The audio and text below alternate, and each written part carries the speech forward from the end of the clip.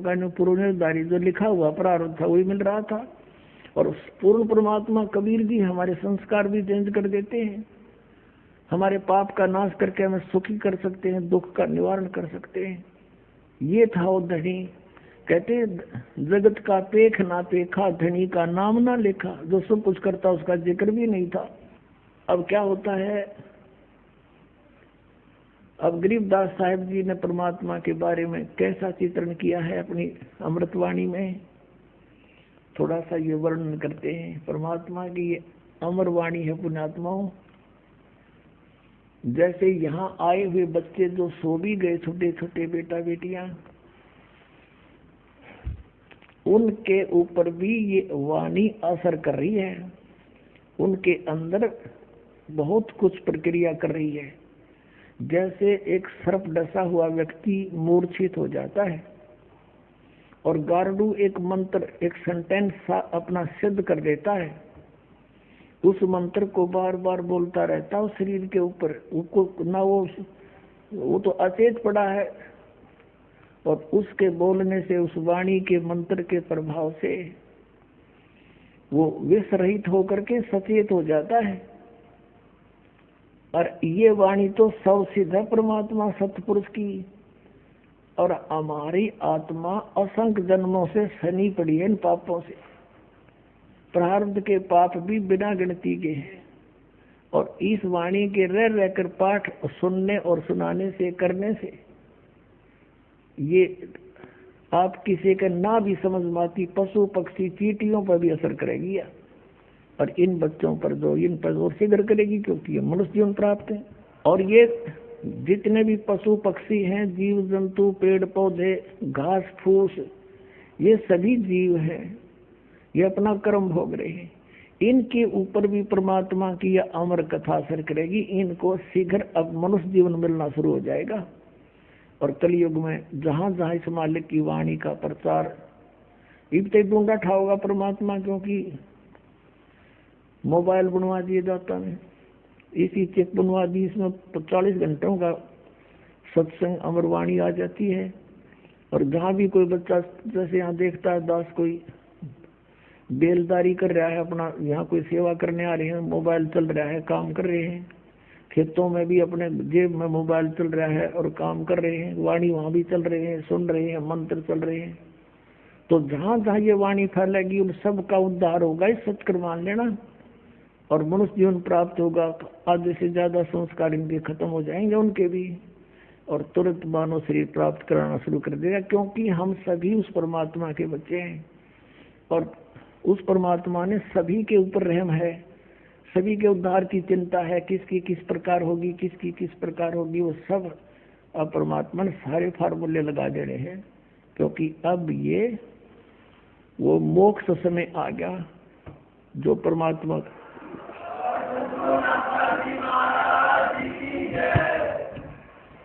तो कहने का भाव दास का ये है कि इस अमरवाणी ने जितनी बार सुना उतना ही थोड़ा।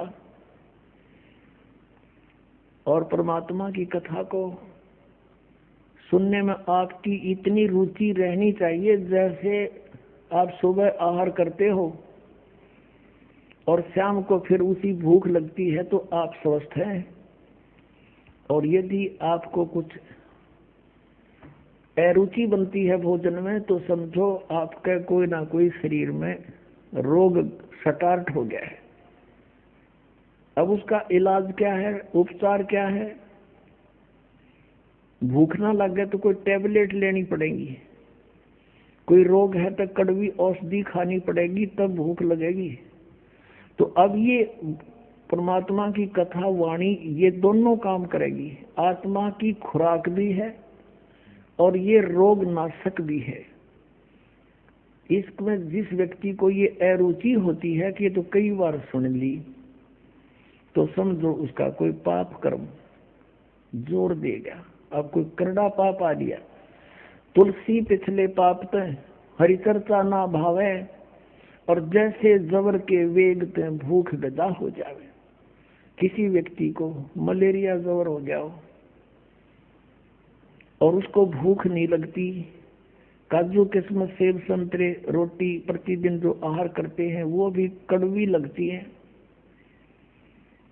रोटी कड़वी नहीं, मनुखा दाख कड़वी नहीं। उस जवर ने उसके शरीर की व्यवस्था इतनी बिगाड़ दी कि स्वादिष्ट वस्तु भी उसको कड़वी लग रही है।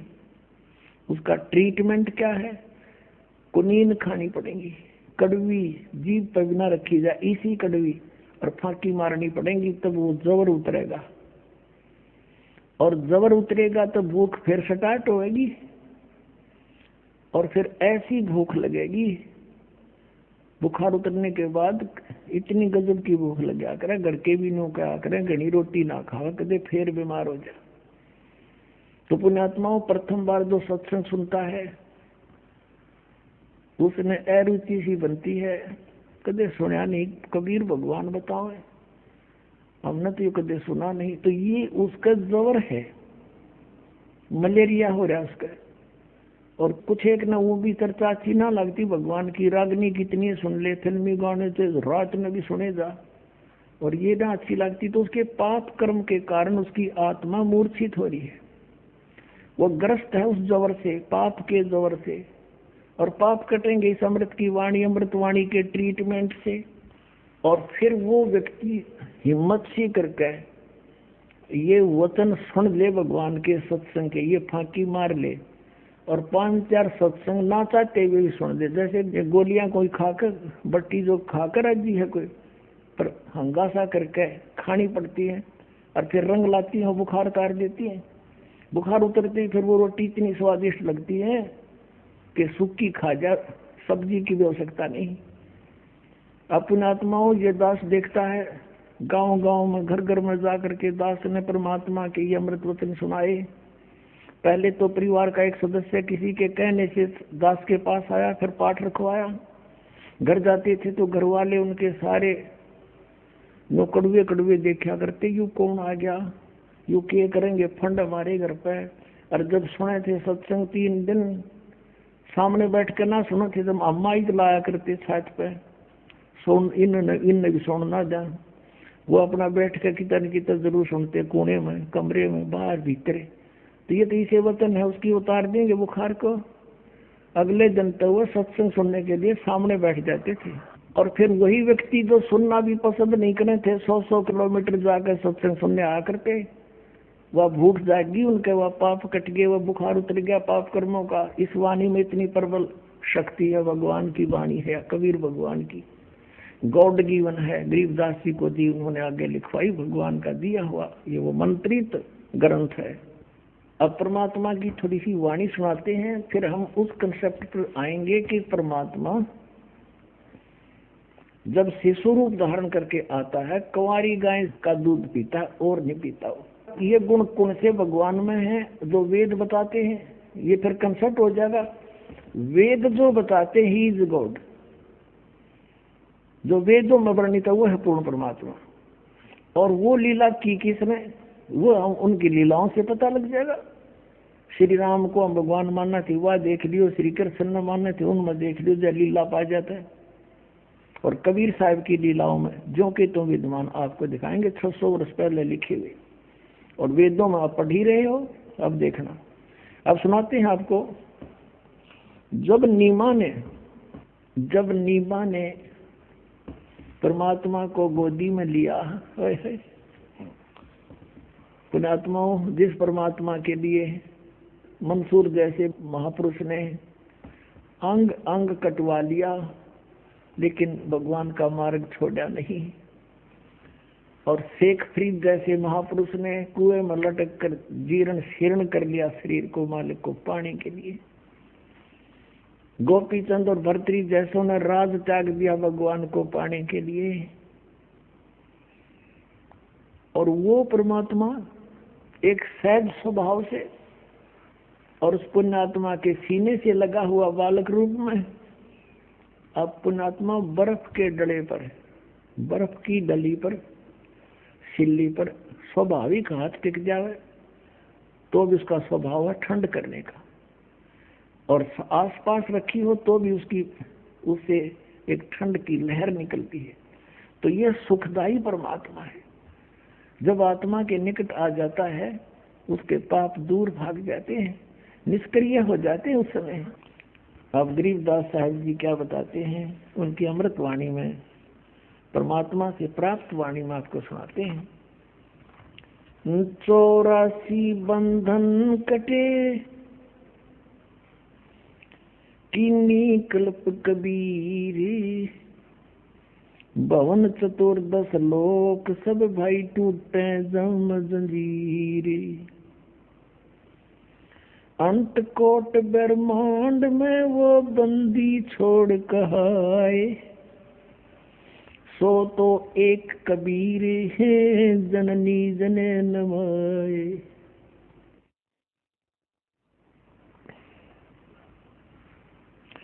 सेवक हो के उतरे इस पृथ्वी के माही, जीव उदाहरण जगत गुरु बार बार बलि जाही।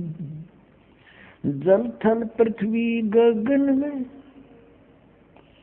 जल थल पृथ्वी गगन में ये बाहर भीतर एक, पूर्ण ब्रह्म कबीर हैं ये अवगत पुरुष अलेख। सेवक हो के उतरे इस पृथ्वी के माही, जीव उदाहरण जगत गुरु बार बार बलि जाही। अपने आत्माओं, हमने भगवान सुना था पर उसके गुणों से परिचित भी थे, लेकिन ये देखा नहीं था, सुना कहीं कभी नहीं सुना था कि वो भगवान ऐसा है। अब पता चला कि वो परमात्मा जो हमारा भगवान है वो हमारे लिए कितना दुखी है। अब कितना कष्ट उठाता है। जिसका बच्चा कुमार्ग पर चल पड़ता है, शराब पीता है, सुल्फा पीता है या कोई और चोरी ठगी करता है, बकवादों में बढ़ गया है, वो माता पिता उस बच्चे के पीछे पीछे फिरा करें, कभी इसको शुद्धि आ जा और हमारे पास लौट आवे, बुराई छोड़ दे, तो अपने बच्चे को फिर वो सर्व सुख देने की चेष्टा करते हैं। तो हम बिगड़ गए और बिगड़ के इस काल के साथ आ गए, इसने हमारे साथ यहाँ हमारे को दोनों बुरे काम में पला दिया।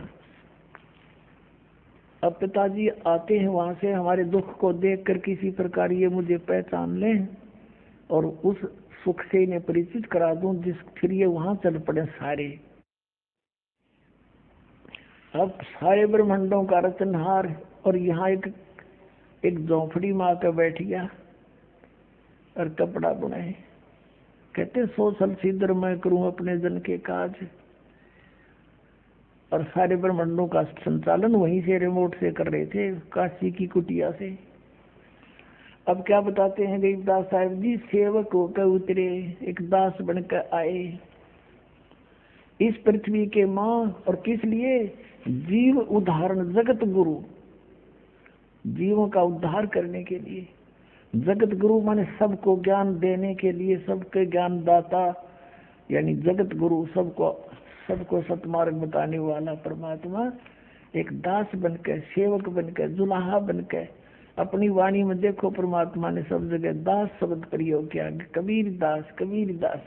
और ये हमारे लिए वायाडा आंडी पाक के पार नहीं पड़े। या तो दास बनोगे, नम्र होगे तो मैं निकट आ सकूंगा, ये नियम है मेरा।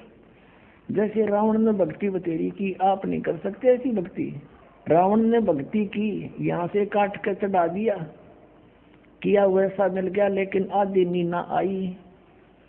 कहते हैं बिन आधीनी के, कहते हैं आधीनी के पास है ये पूर्ण ब्रह्म दयाल, मान बढ़ाई मारियो बे अदबी सरकाल है। फिर कहते हैं विभीषण का भाग बटेरा, दासातन आया तिसनेरा, दासातन आया 10वें बीसा, ताको लंक दई बख्शीसा। तो उसने जैसे विभीषण के अंदर दास भाव था, वो कबीर परमेश्वर जो मनिंदर नाम से आए हुए थे उनका शिष्य था, और रावण में एक अहंकार था, उसमें दास भाव नहीं था, उसका सर्वनाश हुआ। तो यहाँ ये शिक्षा दे रहे हैं कि भाई तुमने नम्र बनना पड़ेगा, मुझे बुलाने के लिए, मुझसे लाभ लेने के लिए। यहाँ पर अहंकार नहीं चलेगा। कभी यो मन पापी अभिमान करने की चेष्टा करे तो याद रखे हमारे भगवान भी किस तरह रहा करते थे। कोई दानक है, कोई ढेड़ है, कोई दुलाहा है, कोई बुंडा है, कोई गुंडा है, लेकिन सबकी सहन करते हुए अपने उद्देश्य को पूरा कर रहे थे। आप जी ने भी ऐसे ही करना है। कहते हैं मान अमान करो क्यों ना कोई, मम संत शरण और जगत जान सोई। जब आप कबीर साहब कहते हैं मेरे संत की जब शरण में तुम आ जाओगे तो आपका चाहे कोई अपमान करें, यानी समाज वाले, संसार वाले, और चाहे आपका आदर करें, उनकी तरफ नहीं देखना, आपने अपना उद्देश्य याद रखना। तो यहाँ कहते हैं सेवक होकर उतरे इस पृथ्वी के माँ, और जीव उदाहरण जगत गुरु, बार बार बलिदा बालक बन के आगे। फिर क्या कहते हैं, काशीपुरी कष्ट किया ये उतरे अदर अधारे, मोमिन को मुजरा हुआ वह जंगल में दीदारे। मोमिन मुसलमान दुल्हे को जंगल में मिले परमात्मा। और कैसा रूप था उस मालिक का शिशु का, कोट किरण शशि भाने सदिये आसन अदर विमाने। वहां सतलोक में तो परमात्मा के एक रोम को करोड़ सूर्य करोड़ चंद्रमा मिला दे ऐसा रूप है, लेकिन यहाँ हल्का तेज पुंज का रूप बनाकर आए हुए थे।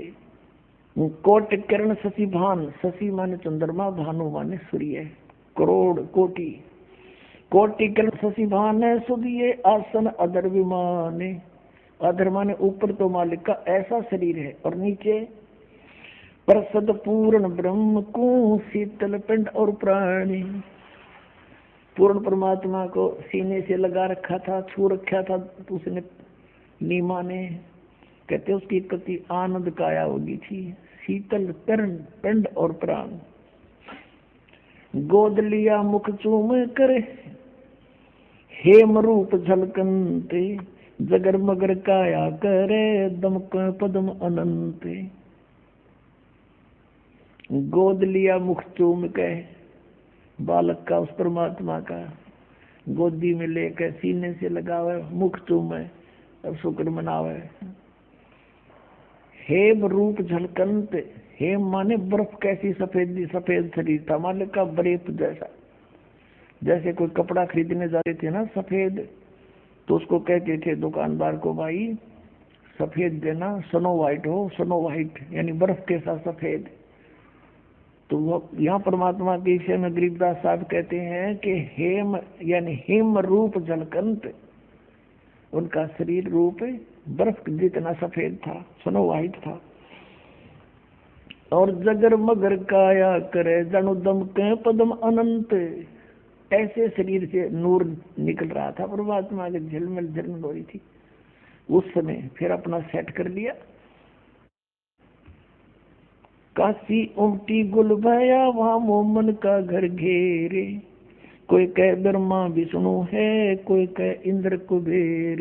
नीरू कहने लगे अपनी पत्नी से कि तू इसने यही रख दे, हम साथ ले ले जाएंगे। पहले हम हिंदू थे, हमें मुसलमान बना दिया। हिंदुओं से परिचय रहा नहीं, लिंक रहा नहीं, मुसलमानों से इतना संबंध हमारा है नहीं, हमारा कोई नहीं इस नगरी में। लोग पूछेंगे, जनता पूछेगी कहाँ से लाए, हम कहेंगे कमल के फूल से, और वो हमें प्रताड़ित करेंगे, कहेंगे तुम झूठ बोलते हो, कमल के फूल पर कभी बालक रुक सकता है? और वहां कहाँ से आ गया इतने गहरे पानी में, माँ कैसे छोड़िया इसको, झूठ बोलते हो, ये है। और हमें देश निकाला दे देंगे, बच्चा भी छीन लेंगे। नीमा तो उसको रख दे। नीमा बोली मैं नहीं रख सकती, इस बच्चे ने ना जाने के जादू कर दिया मेरे पे, मैं मर जाऊंगी, प्राण त्याग सकती हूँ पर इसको नहीं छोड़ूंगी। अब नीरू ने सोचा कि यह कति अंधी होगी, आगा पीछा नहीं देखती, और इसको मैंने घना प्यार दे दिया, क्योंकि संतान ना होने से मैं इसकी सब बातें मानता रहा, ये अनाड़ी बन गई और ये आने वाले संकट से परिचित नहीं है। इसलिए अपनी पत्नी से कहा कि आज मैं तेरा थप्पड़ मारूंगा। पहली बार हाथ किया अपनी पत्नी की ओर से, या रख दे इस बच्चे को यहाँ पर। उसी समय परमात्मा बोले कि नीरू, मैं तुम्हारे लिए आया हूँ, ले चलो मुझे, कोई कुछ नहीं कहेगा तुम्हें। अब उन्होंने सोचा, बालक बोल पड़ा कि में फरिश्ता हो, कोई यूं कोई देवता आ गया हो चुप, या कोई भूत प्रेत हो, डर गया। आगे आगे हो लिया चुप करके, घर पर आ गए। घर आकर देखा इतना सुंदर बालक की तो देखा ना सुना। यहाँ तक लिखा गरीबदास जी ने कि गीत गाती आओ थी औरतें, टोल के टोल झुंड के झुंड लड़के को देखने के लिए। हर न्यो भूल गई, न्यो तो पता लगा वहां से मिल गया, पर विरोध नहीं करा। मालिक को कहते सतगुरु जो चाहे वो कर ही। अब वहां कहते जो भी देखे वो ही अपने अपने हिसाब से परमात्मा ने आंख है। जैसे क्या करना, कोई बच्चा पैदा हो जाता तो न्यू क्या करेंगे, इसके मामा पर शकल जा है इसकी, दूसरी न्यू कहेगी ना इसके काका तो नल्ला है, कोई भाई तो बतावेगी, कोई किससे तो इसी प्रकार अपनी अपने आइडिया देने लगे काशी के व्यक्ति। उसके विषय में गरीबदास साहब जी क्या बताते हैं। काशी उमटी गुल भया, गुल माने शोर हो गया सारे नगर में। मोमन का घर घेरे, कोई कहे ब्रह्मा विष्णु है, कोई कहे कुबेर। परमात्मा उस बालक को कहते, कोई तो कहे ब्रह्मा का रूप है, कोई कहते विष्णु का जो जागता रूप है, कोई कहे शिव जी जैसा सुंदर है, और कोई कहे इंद्र का रूप है, कोई कहे कुबेर धन का देवता आ गया ये तो दिखा है, कोई कहे वरुण धर्म राय है, कोई कहते है ईसे 16 कला सुभान गति, कोई कहे जगदीश।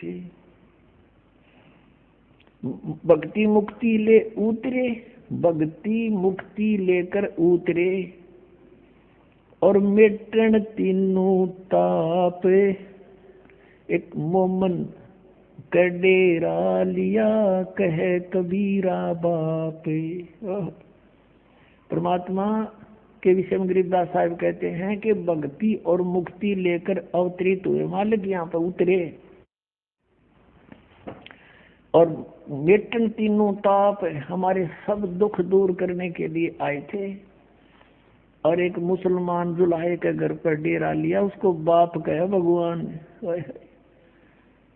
अपने आत्माओं कलेजा मुंह को आता है दास का, जब परमात्मा की सच्ची चीज सामने घूमती है। हम कितने दुष्ट हैं, कितने नीच हैं, हम अपने परमात्मा को ना पहचान कर काल के जाल में जानबूझकर फंसे पड़े हैं। वो हमारा पिता है, हमारे लिए भटक रहा है।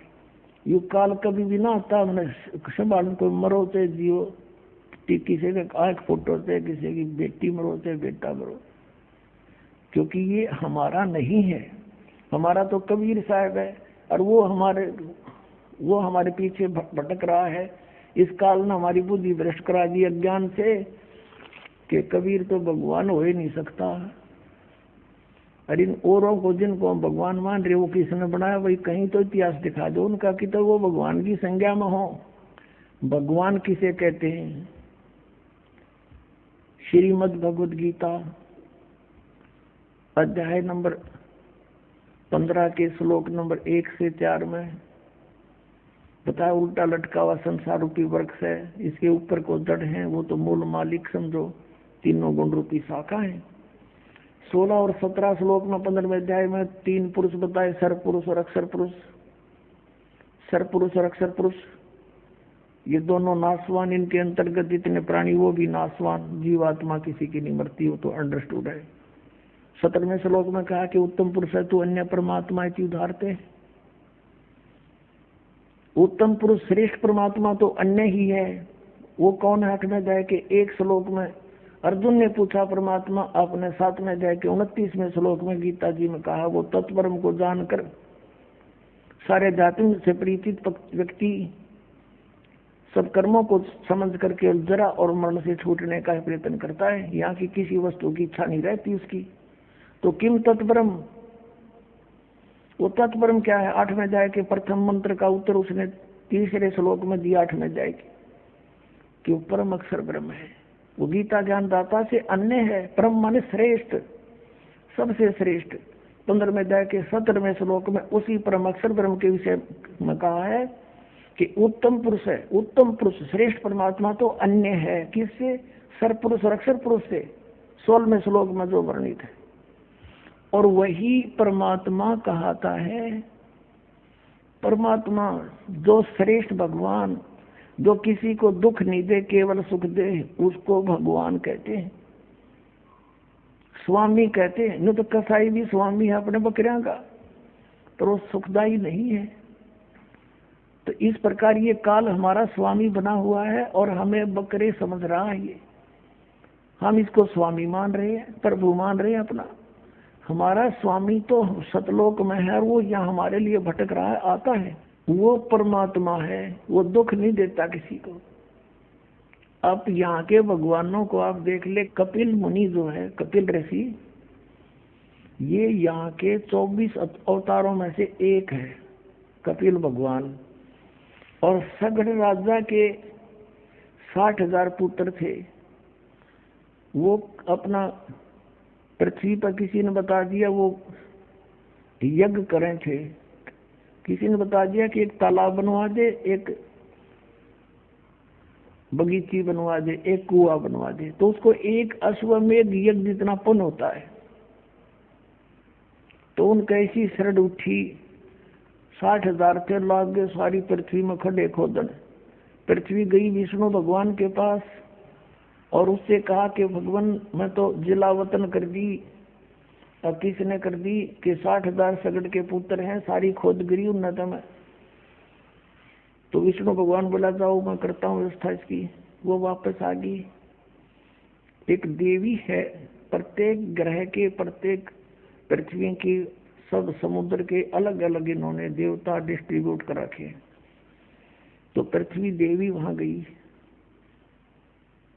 उधर से विष्णु ने क्या किया कि इंद्र को कहा कि तेरी गद्दी खतरे में है और 60,000 सगड़ के पुत्र हैं, वो ऐसे ऐसे यज्ञ कर रहे हैं। अब तू देख ले, जब उनकी यज्ञ पूरी होगी तो तेरी गद्दी छीन कर उनको देनी पड़ेगी। अब वो क्या करती थी, उन्होंने घोड़ा रखा हुआ था। उस घोड़े के गले में पंपलेट टांग रखा था कि हमारे मार्ग में जो बाधा करे युद्ध के लिए तैयार हो जा, हमने को रोक कर नहीं। अब वो श्याम ने सारा दिन खोद पाड़ के थक कर सो के घोड़ा बंध गया था। अब इंद्र ने भेजे अपने दूत, वो घोड़े को खोल के और कपिल मुनि की जांग का बांध आए। वो तपस्या करे था, काफी वर्षों से बैठा था और उसकी आंखों की पलक भी जमीन पर टिकी हुई थी। अब वो ध्यान मग्न था, उसकी जांग का घोड़ा बांध आए। अब उस घोड़े की तलाश करीब है, किसने पकड़ लिया। सुबह उठे जब वो सारा लापड़दा चल पड़ा, घोड़े की पेड़ देखता देखता ऋषि का बांध रखा जांग का, क्योंकि बिना खाए पिए शरीर सूख के जैसे इस वट वृक्ष की पीपल की जड़ दिखा कर माटी तो बाहर नारी नारी नू ऐसे वो टांग हो रही थी, उनमें रस्सा बांधे। अब इन्होंने जाकर क्या देख किया कि उसके ईखों में भाले ला दिए, नू भाले नौकीले, वो भाले एरो नो सोच कर कि यू और हमारे घोड़े ने बांधे बैठा देख, उसके बाले तो वो दिए दोनों तरफ से। कहा उठो पाखंडी, खड़ा हो, युद्ध कर हमारे साथ।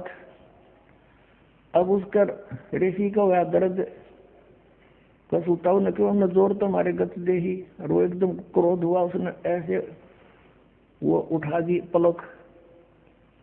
वो तो एटम बम बना बैठा था, नो कर दी। वो सारे 60,000 के 60,000 जड़ गए, अग्निबाण छूटे उसकी आंखों से।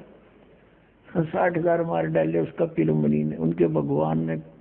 और कपिल भगवान कहे इसने, श्री कृष्ण जी का इतिहास देख ले, कितने मारे।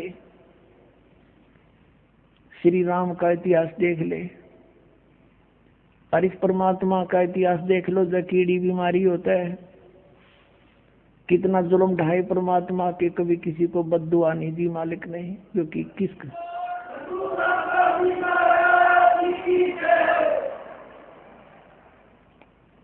अब इसको पता किसने मारूं, सब मेरे ही तो हैं, अपने के मारे जा कर किसे पे।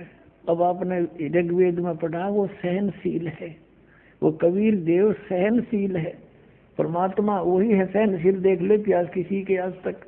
तो वो परमात्मा इति उदाहरता है, वो परमात्मा भगवान कहता है। तो ये हमारे परमात्मा है, हमारे भगवान है, हमारे लिए भटक रहे हैं। ये सुख सुख देते हैं, दुख नहीं देते। सतलोक में जब चले जाएंगे वहां दुख नाम की वस्तु नहीं है। तो अब हम उस पर आते हैं। अब 25 दिन के हो गए परमात्मा, ना दूध पीवे ना अन्न खावे, दूध न पीवे न अन्न भाखे, नहीं पालने झूलंत। माँ ही पालने झूलंत, माँ ही यानी पालने में झूलंत। अदर अमान ध्यान में वो कमल कला फूलंते। अब क्या बता रहे हैं कि ना दूध पीवे ना अन्न खावे, और शरीर ऐसे प्रोग्रेसिव था, ऐसे बढ़ रहा था जैसे कमल बढ़ा करे। कमल के फूल, कमल का पौधा किसी जल में तो होता ही हो, वहां कितना पानी चढ़ जा, एकदम पानी चाहे फ्लड टाइप भी आ जा, वो साथ के साथ ऊपर चढ़ता चला जाता है, इतना नीचे से इतना प्रोग्रेस कर जाता है। तो यहाँ लिखा कि कमल कला फूलंते, फल फूल तो ऐसे रहा था परमात्मा जैसे कमल रोज बढ़ा करे, लेकिन कुछ खा पी नहीं रहा था। तो उस मुंह बोली माता को चिंता बन गई, और उसने भी अन्न पानी त्याग दिया। 2 दिन पर 1-2 दिन पहले, 25 दिन का जब हुआ 1-2 दिन पहले, उसने भी अन्न पानी त्याग दिया माई ने कि हे भगवान अब ये लड़का मरेगा, हे शंकर भगवान इसे अच्छा ना देते तो सब्र हो जाता रो पीट के, अब साथ में मरूंगी, मैं जी नहीं सकती, इस दुख को सह नहीं कर सकती। अब परमात्मा ने सोचा है बुढ़िया मरेगी, शिव जी को प्रेरणा करी, कहते करे कराव साइया मन में लहर उठा, और दादू सरदर जीव के आप बगल हो जा। शिव जी का प्रेरणा कर दी, रिमोट दाब दिया, उसने देखा कौन कौन रो रहा है तुझे याद करके, ना दुनिया रो है। वो प्रेरणा मालिक की साधु रूप बनाकर आए मिनटों में यहाँ पर, और पूछा माई क्या बात है, क्यों रो रही हो। माई ने कहा बाबा जी आप भी रो पड़ोगे, मेरे दुख न मत सुनो। शंकर भगवान ने कहा माई फिर भी कहते अपना दुख बता दे तो हल्का हो जाता है, आप बताओ तो सही। फिर उसने सारी कथा बताई कि हम निसंतान थे। एक दिन भगवान शंकर को याद किया था सच्चे दिल से, मेरे मालिक ने कमल के फूल पर एक बालक दिया था। अब 25 दिन हो गए, ना कुछ खाता ना पीता। अब यही प्रार्थना कर रही हूँ कि या तो मुझे ये देना नहीं था भगवान, अब ले क्यों रहे हो। अगर यदि ये मर गया तो साथ ये प्राण साथ जाएंगे आज मेरे, मैं नो रो रही हूँ। तो शंकर भगवान ने कहा साधु वेश में कि दिखा माई तेरे बेटे को। वो लाई उठा के, और सोचा महात्मा के चरणों में डाल दें, कुछ ये दुआ दे दें, आशीर्वाद दे दें, जो रोटी कुछ खा ले मेरा पुत्र। कबीर परमात्मा को नीचे डालना चाहा चरणों में, साधु रूप खड़े शिव जी के, वहां से माई के हाथ से उठा और शिव जी के सिर के बराबर पैरेलल हवा में सडेबल हो गया परमात्मा, छोटा सा बालक। और जब शिव जी ने ऐसे हाथ किया तो उसके हाथों में आ गया गोदी में, और कहते नजर नजर से मिल गई जब किया ईश प्रणाम। और शंकर भगवान की दोनों की आपस में जब नजर में नजर मिली, जब कहा कि ये कहा माई यू बालक मरण का कोनी, इसकी तो रेखा बता रही है तो बहुत लंबी आयु है इसकी। अब वह माई ने बोली बाबा जी ये सुख की सांत्वना का मेरे असर ना हो, अब मेरा तो मैं तो जब मानो जब ये दूध के में पी खा लेगा। तब परमात्मा ने कहा शिव जी एक कुंवारी गाय मंगा ले, और उसके कमर पे हाथ रख देना, वह दूध देवेगी। उसी समय ऐसा ही किया गया। नीरू को बुलाया, नीरू भाग कर लाया, एक कंवारी गाय लाया जिसने कभी टच भी ना की हो सांडन। उसको कंवारी तो आम आदमी समझता है गाय। वो बछिया लेकर आए, शंकर भगवान ने थपकी मारी, वह दूध देने लागी। अपने आप स्वतन चल पड़ा। एक कोरा बर्तन लाए थे, मंगाया था कुमार से, वो नीचे रख दिया धोकर। वो भर गया, जब आप तो बंद हो गया और काम आई अब ले। जब परमात्मा ने गट गट दूध पिया, जब उसका सबर हुआ। बोलो सतगुरुदेव की जय।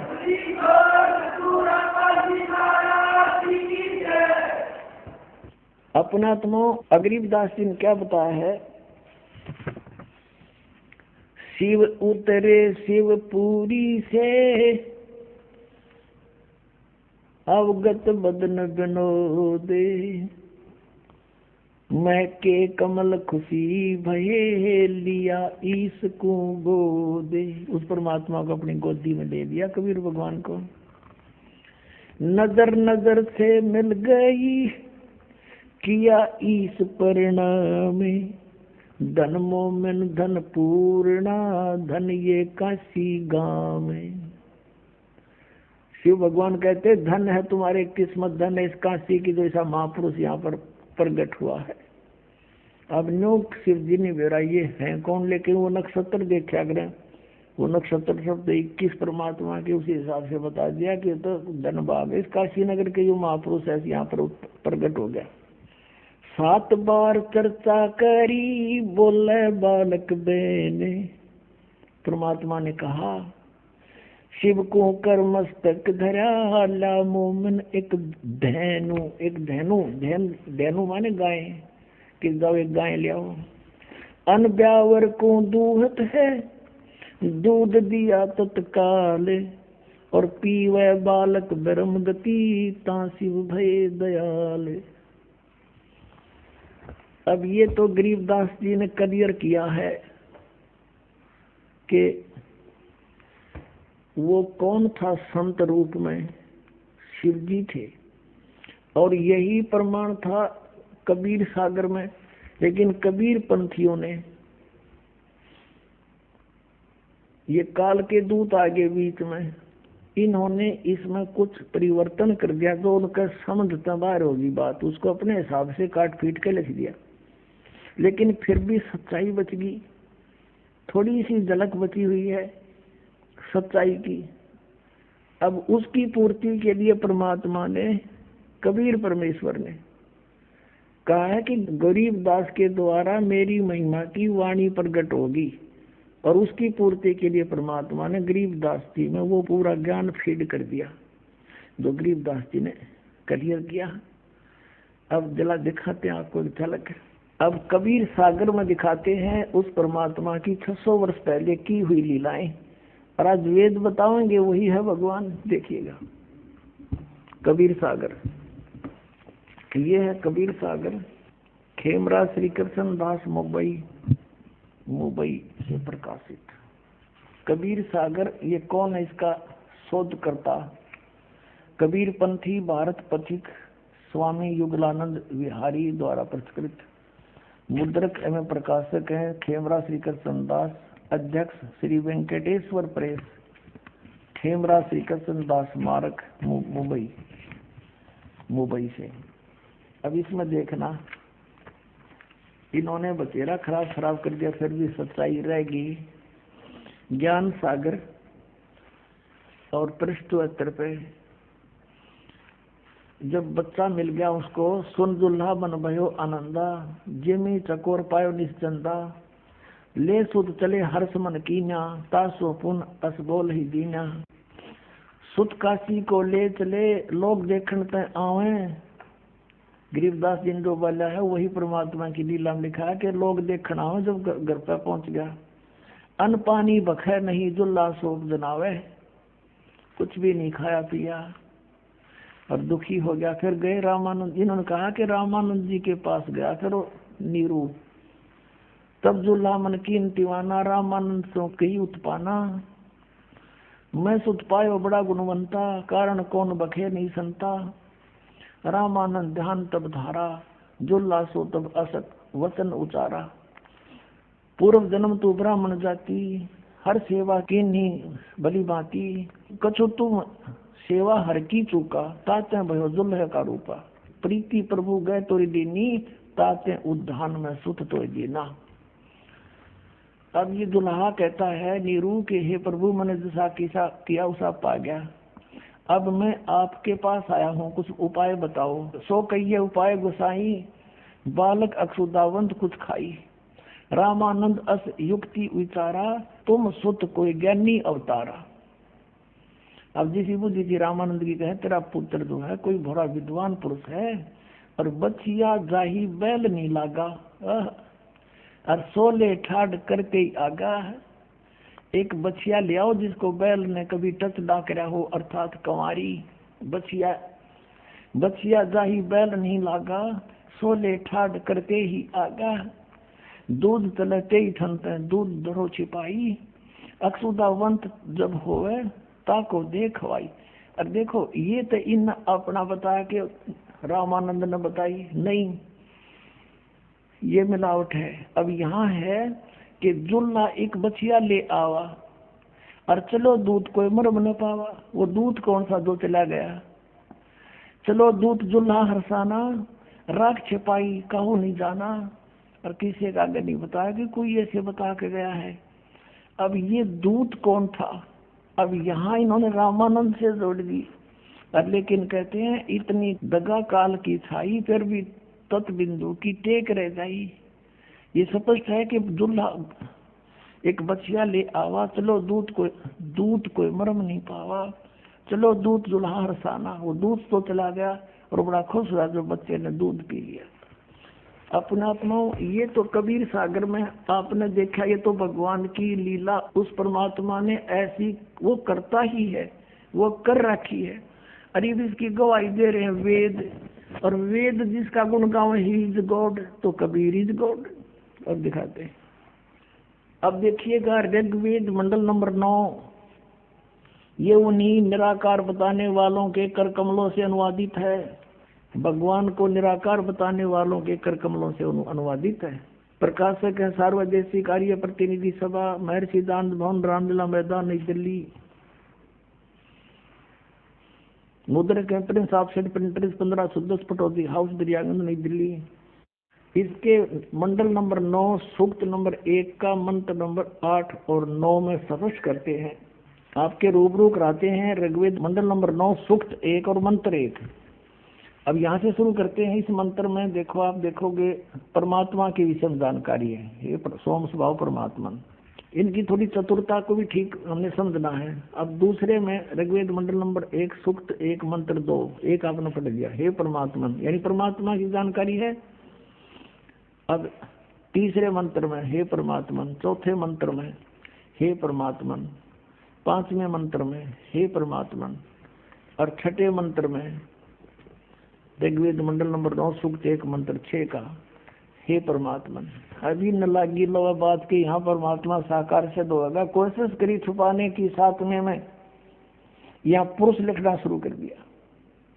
उस पुरुष को 8वें में जो स्पष्ट है उसका शरीर है पुरुष का, उस पुरुष को ऋग्वेद मंडल नंबर 9 सूक्त 1 मंत्र 8 में उस पुरुष को उग्र गतियां प्रेरणा करती हैं।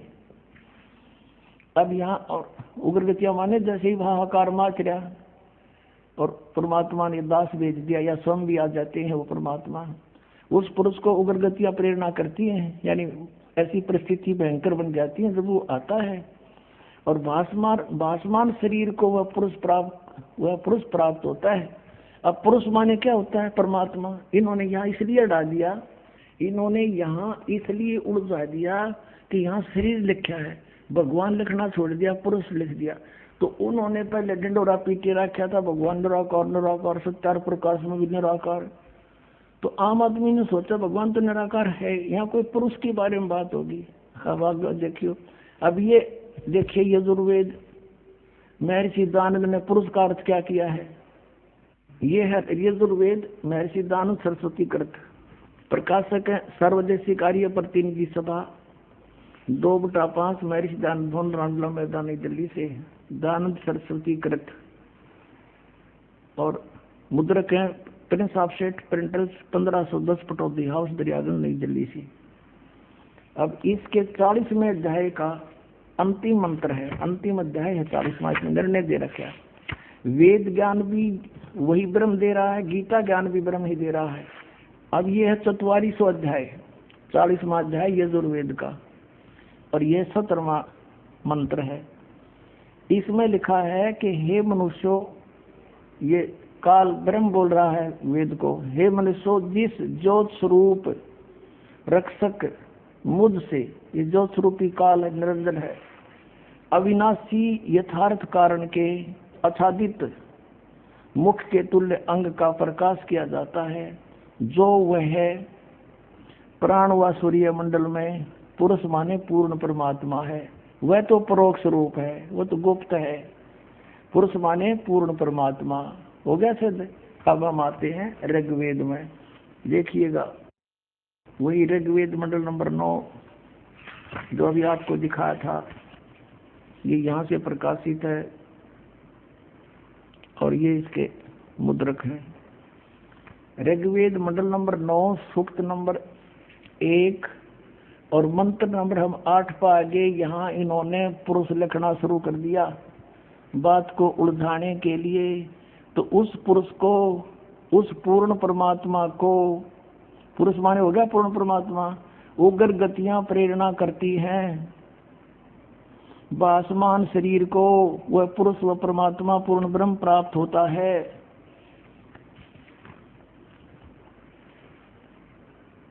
और जिसमें 3 प्रकार के दूसरों को वारण करने वाला मधुमेह शरीर मिलता है। अब देखो, अब यहाँ पर आते हैं ऋग्वेद मंडल नंबर 9 सूक्त 1 मंत्र 9 में। उस अब देखो 100 माने परमेश्वर होता है, 100 जगह लिख रखा है ना 100 माने परमात्मा। ये देखो 100 जगह 100 माने परमात्मा, लेकिन यहाँ ना लिखा, पुरुष लिख दिया। यहाँ लिखना था उस पूर्ण परमात्मा को जो शिशु रूप में आता है, सब अभी अधन्या धेनव, धेनु माने गौवे, अभी अधन्या माने पूर्ण रूप से कंवारी बिना दनाई। अधन्या कहते हैं बिना दनाई को, अधन्या जो कभी टच ना की हो सांड, अभी अधन्या पूर्ण रूप से बिना दनाई यानी कंवारी। अभी अधन्या माने कंवारी गौवे तृप्त करती हैं उस शिशु रूप में प्राप्त परमात्मा को के परवरिश की लीला। ये समझ लो अभी अधन्या पूर्ण रूप से यानी कंवारी गौवे उसको तृप्त करती हैं, उसकी परवरिश की लीला कंवारी गायों द्वारा होती है। अपने आत्मा वो कितना दयालु है आपके ऊपर। उस परमेश्वर ने ये समय निर्धारित कर रखा है आप सबको पार करने का, और कंप्रोमाइज कर रखा है इस काल ने कि कलयुग में आप कितने जीव ले जाना। तो पुण्यात्माओं, जैसे परमात्मा आते हैं, अच्छी आत्माओं को मिलते हैं, उसको ज्ञान से परिपूर्ण करते हैं। उनमें से एक आदरणीय धर्मदास साहिब जी हैं, जिनको परमात्मा मिले। आदरणीय गरीबदास साहिब जी हैं, जिनको परमात्मा मिले। आदरणीय नानक साहिब जी हैं, आदरणीय मुल्कदास साहिब जी हैं, आदरणीय दादू साहिब जी हैं, आदरणीय घीसादास साहिब जी, इनको परमात्मा मिले और इनको रहस्य बताया। उनमें से धर्मदास साहिब जी के जो मिले, उन्होंने लिपिबद्ध किया जो वार्ता भगवान से हुई। तब धर्मदास जी परिचित हुए उस लोक से, देखा यह हाल हमारा। तब कहे भगवान आप तो दयालु हो, दया कर दो अपने बच्चों पर, इनको ले चलो वही। तो परमात्मा ने कहा आप देख रहे हो ये काल के दूत कैसे झूठ बोल रहे हैं। ये कहते हैं ब्रह्मा विष्णु में अविनाशी है, और ये सारे आपको दिखा दिया मैंने, ये नाश हुआ है। तो उसने कहा धर्मदास ने, भगवान फिर क्यों कर बात बनेगी। परमात्मा ने कहा धर्मदास डट जा। तो क्या कहा परमात्मा ने कि मैं मेरे पीछे काल 12 पंथ लाओगा, इसकी मेरी बात हुई थी। इसने कहा था कि बेशक चले जाना तुम कलयुग में जीव निकालने के लिए, उससे पहले तेरे नाम पे 12 नकली पंथ चला दूंगा और अनेक पंथ चलाऊं, यावत जीवों को भरमाऊं। तो परमात्मा ने कहा था यू 12 पंथ चलाओगा और 12वां पंथ गरीबदास पंथ होगा छुड़ाने वाले का, और उसमें मेरी महिमा की वाणी फिर से प्रकट करवाऊंगा। तब तक ये काल के दूत प्रवेश करके तेरे लिखे हुए इस लेख में कुछ परिवर्तन कर देंगे। तो दोबारा गरीबदास के द्वारा मैं अपनी वाणी लिखवाऊंगा और फिर उसी पंथ में, गरीबदास के पंथ में चल कर कलयुग में फिर मैं आऊंगा बीतली पीढ़ी पार करने के लिए। फिर का धर्मदास ने कहा परमात्मा आप कब आओगे कि कलयुग बीत, कहते हैं ये जो आज मैं कह रहा हूं ना तेरे को ये वचन, ये उस समय सिद्ध होंगे जब कलयुग बीते 5500 पाचा, तब ये मेरा वचन होगा साचा। कलयुग जब 5505 वर्ष बीत जाएंगे तब ये मेरी बात सच्ची होगी जो मैं आज कह रहा हूं कि फिर ऐसा समय आएगा पूरा विश्व मेरी शरण में आएगा, सब भक्ति करेंगे, बुराई त्याग देंगे, सतयुग जैसा माहौल पूरी पृथ्वी पर लाऊंगा, अपने बच्चों को सुख दूंगा, सत भक्ति दूंगा, और ये अलग अलग बन गए, कोई मुसलमान, कोई हिंदू, सिख, ईसाई, ये सब एक होंगे। ये जितने पंथ मिल गए सारे के सारे बन गए, ये पंथ एक बनेंगे। अब आपको कुछ झलक दिखाते हैं कबीर सागर में। पुणात्माओं, ये अमृत ज्ञान है और आपके ऊपर मेहरबान है भगवान, सच कर मान लेना। ऐसा मौसम, गर्मी में भी दुखी हो जाए इंसान, ना गर्मी है ना सर्दी है, रजाई दे रखी अपने बच्चा ताई हैं, खुआ के स्वदेशी घी का माल बिठा दिया अमृत छकाने के लिए।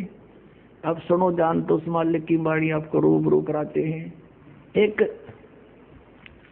पहले तो हम दिखाते हैं वर्तमान में एक इस शिवजाल जी के द्वारा चलाए हुए राधा स्वामी पंथ से अलग बना हुआ एक पंथ जय गुरुदेव मथुरा में। वो एक पुण्यकर्मी प्राणी है, तुलसीदास साहेब उनका नाम है, जो वर्तमान में मुखिया है, प्रवर्तक है, गद्दी पर बैठा है जय गुरुदेव पंथ मथुरा में। वो सन 1954 से पहले से सत्संग करता हुआ आ रहा है, आज तक जीवित है। वो ये पुण्यकर्मी प्राणी थे, पूर्व जन्म में कभी परमात्मा के साथ रहे थे इस युग में, और ये भक्ति खूब दृढ़ हुई, पार हुए नहीं, फिर काल के फंस गए। अब इनको नचा रहा है, दुरुपयोग कर रहा है और अपने परमात्मा के बच्चों को मिसगाइड करने के लिए इनका प्रयोग कर रहा है। सन 1971 में इसने एक भविष्यवाणी करी। किसने? जय गुरुदेव पंथ के मुखिया श्री तुलसीदास साहिब ने, जो वर्तमान में गद्दी पर बैठा है। इसने कहा था कि अभी आपको पढ़ कर सुनाएंगे उसी के द्वारा। 28 अगस्त 1971 में इसने एक स्टेटमेंट दी सत्संग में कि एक महापुरुष का जन्म एक छोटे से गांव में हो चुका है और वो पूरे विश्व में शांति लाएगा। उसका आदर मानव समाज में सभी मानव करेंगे, इतना बड़ा समर्थन मिलेगा जो आज तक किसी को नहीं मिला। फिर किसी ने पूछा कुछ दिन के बाद कि वो कौन है, कहाँ है, हमें बता दीजिए। तो इसने 7 सितंबर 1971 को फिर स्टेटमेंट दी कि वो अवतार जिसकी लोग प्रतीक्षा कर रहे हैं वो आज 20 वर्ष का हो चुका है। दास का जन्म 8 सितंबर 1951 को हुआ, 7 सितंबर 1971 को ये दास पूरा 20 वर्ष का था।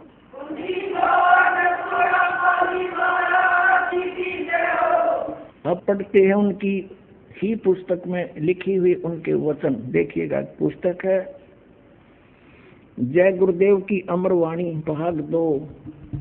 जय गुरुदेव की अमर वाणी भाग 2। अब ये देखो एक मंदिर का लटकटवा दिया, क्या काम होगा इसके? मेरे पास है, यह देखिए पुण्यात्मा थे, उस समय इनकी दिव्य दृष्टि काम करे थी। अब ये कहाँ से छपी है ये देखते हैं। ये है, ये महात्मा जी परम संत तुलसीदास जी, और इनका हाथ में भी कोई रोग लगा हुआ है, पैरों में भी गड़बड़ बता रहे हैं। अब प्रकाशक हैं दिव्या शर्मा, 88 साकेत कॉलोनी, मथुरा उत्तर प्रदेश, यहाँ से छपी है। और ये कितनी अच्छी आत्मा थे ये तुलसीदास जी। इन्होंने ये इस राधा स्वामी पंथ में ये पहला व्यक्ति देखा हमने जो अपने पीछे दास लिखता है। नहीं तो आज तक किसी ने दास नहीं लिखा। परम संत तुलसीदास जी महाराज, और इसके चेले कहे हैं विश्व को शांति अब इन्हीं से मिलेगी। इन 100 साल हो गए सत्संग करते, नहीं तो मिली नहीं, दुनिया आग लगी संसार में। अब इन्हीं के द्वारा लिखी ये पुस्तक की प्रश्न नंबर 59 पर आते हैं हम। ये देखिएगा 59 पर यानी 59 पर शाकाहारी पत्रिका है, और ये 28 अगस्त 1971 को इसने ये स्टेटमेंट दी है। इसमें शाकाहारी पत्रिका में छपी है 28 अगस्त 1971 को। ये देखिए, महापुरुष का जन्म भारत के एक छोटे से गांव में हो चुका है। महापुरुष का जन्म भारतवर्ष के एक छोटे से गांव में हो चुका है। कब? ये 28 अगस्त 1971 को कह रहा है, वो उसका जन्म हो लिया, वो जन्म हो चुका है। महापुरुष का जन्म भारतवर्ष के एक छोटे से गांव में हो चुका है, और वह व्यक्ति मानव इतिहास का सबसे महत्वपूर्ण व्यक्ति बनेगा। उसे जनता का इतना बड़ा समर्थन प्राप्त होगा कि आज तक किसी को नहीं मिला है। वह महापुरुष नए सिरे से विधान को बनाएगा, और वह विश्व के संपूर्ण देशों पर लागू होगा। उसका एक झंडा होगा, उसकी एक भाषा होगी।